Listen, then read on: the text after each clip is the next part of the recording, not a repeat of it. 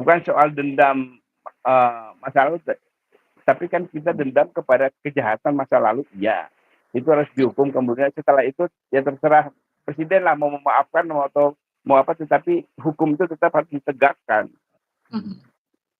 Jadi nggak bisa dianggap ya hormatilah kita kan Jokowi pernah berjasa bikin infrastruktur. Tapi kan kalau kita lihat, kalau kita hormati dia sebagai membangun infrastruktur, kita tahu kan itu sekitar 2.000 triliun habis. Infrastruktur ada manfaatnya nggak? Kalau manfaatnya besar sih nggak ada masalah, kita kemudian berterima kasih. Kayak contoh misalnya Belanda dulu meninggalkan jalan 1.000 kilometer ya, hanya Panalukan itu kan infrastruktur.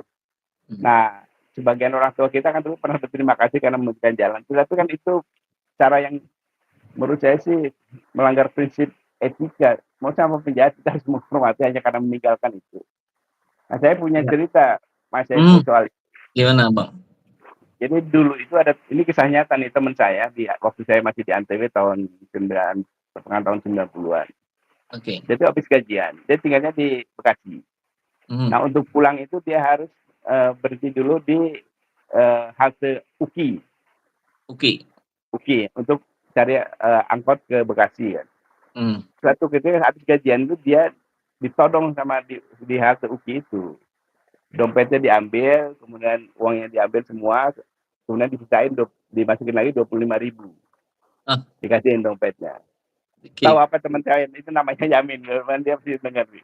Dia bilang, dia cerita Pak Adi, saya kemarin dirampok, tapi perampoknya baik. Bayangin tuh. Dia perampoknya baik hanya karena memberikan ongkos transportasi pulang.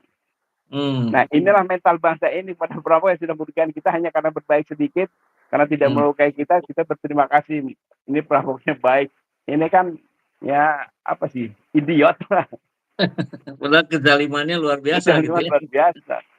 Nah, itu juga terjadi itu kalau menganggap bahwa kita harus berterima kasih kepada pemimpin yang lama. Kalau baiknya nggak ada apa-apa sih, Mas. Tapi kalau meninggalkan kejahatan dan meninggalkan risiko yang sampai hari ini.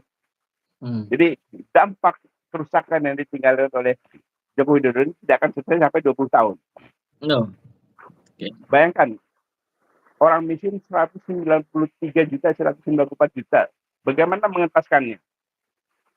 Nah, untuk mengentaskannya itu kan kemarin di Rusia kan Presiden kita Pak Prabowo bilang bahwa kita dientaskan karena kekayaan kita itu dikuasai oleh para Taipan, bekerja sama dengan para pejabat yang jahat, kemudian di backup oleh para politisi.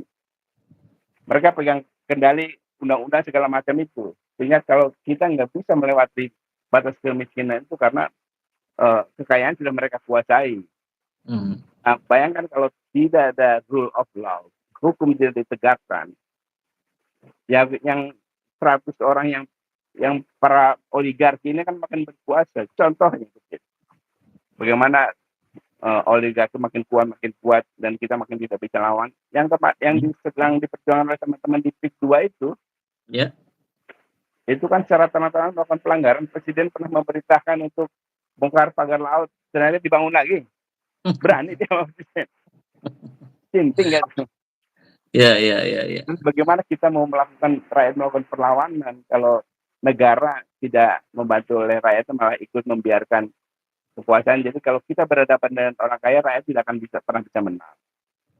Karena mereka di backup oleh negara. Iya, Bang. Nah, tapi yang menarik adalah ketika kita melihat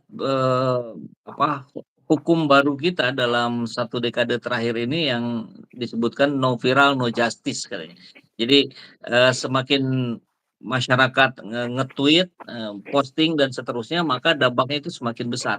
Apakah itu juga berlaku untuk pengadilan untuk Jokowi ini? Kalau tidak ada misalkan, oh ya karena dorongan rakyatnya nggak terlalu kuat misalkan. Apakah begitu, Bang?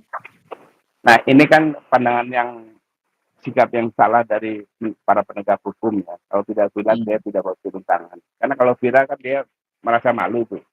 Iya. Padahal dampaknya sedikit kecil nih. Hanya misalnya orang yang arogan di jalan, itu kan tidak berdampak. Nah, mereka ini kan hanya memikirkan dirinya aja. Kalau tidak ditindak nanti korsu malu nih, akhirnya dilakukan tindakan. tidak pernah berpikir bahwa ini untuk rakyat. Bahwa Ah, kalau hal itu dilakukan akan membuat jera yang lain.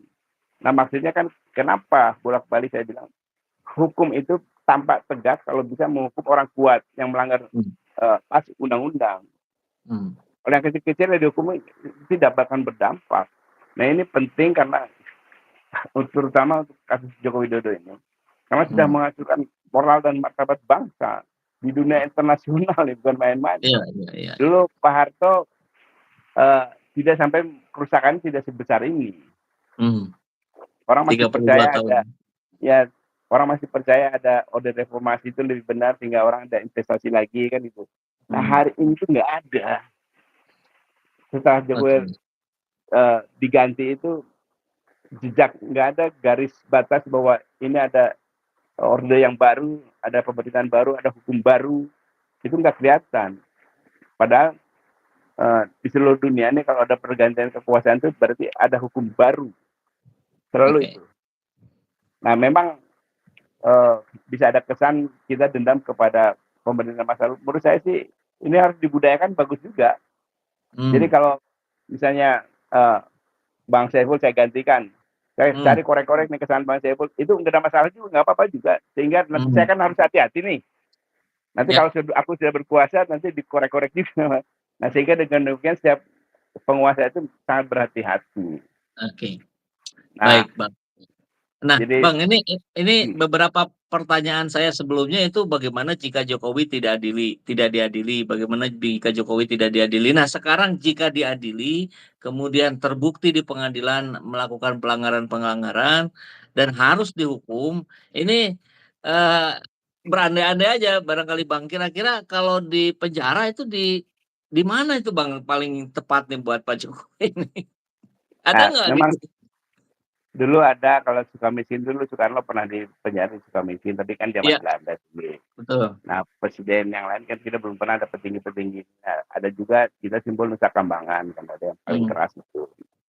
Nah, tapi menurut saya untuk Joko Widodo ini, saya punya tempat yang bagus, yang pas dari Oh, sisilah dari universitas, yaitu di Lapas Cebongan di Sleman. Lapas Cebongan. Cebongan. Nah, Itu di namanya Sleman, Cebongan, Bang?